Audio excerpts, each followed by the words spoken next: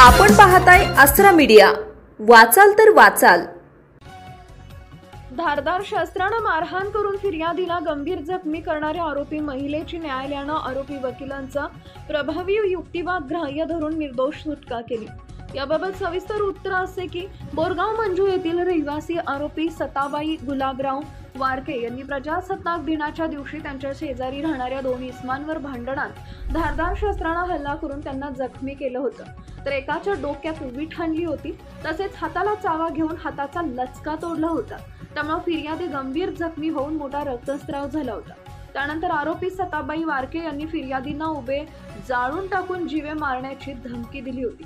याबाबत सदरची फिर्याद Borgaon Manju police station इथं 26 जानेवारी रोजी दाखल करण्यात आली होती। त्यानंतर आरोपीच्या विरुद्ध दखलपात्र आणि गैर जमानती भारतीय दंडविधानानुसार कलम 324, 504, 506 असा गुन्हा दाखल करण्यात आला होता।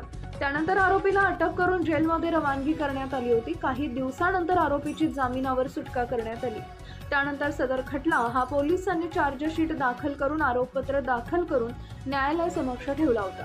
या खटल्यात पंचासह तपास अधिकारी व साक्षीदार यांची उलट तपासणी करत आरोपीच्या वतीनं विधिज्ञ श्याम गजानन बामनकर, संजय कमल अशोक देशमुख, विधिज्ञ विकास शेषराव आठवले यांनी कायदेशीर मुद्देसुदांनी प्रभावी युक्तिवाद करून विविध केस लॉ आणि सायंटेशन देऊन विद्यमान चौथा प्रथम श्रेणी दंडाधिकारी मोनिका एम चेके मॅडम यांच्या न्यायालयात आरोपी निर्दोष असल्याची बाजू मांडली होती। विद्यमान न्यायालयाने आरोपीच्या वकिलांचा युक्तिवाद ग्राह्य धरून आरोपींची निर्दोष सुटका केली। आपल्या परिसरातील ताज्या बातम्या पाहण्यासाठी आसरा मीडिया न्यूज चॅनलला YouTube वर सबस्क्राइब करा आणि बेल आयकॉन प्रेस करा।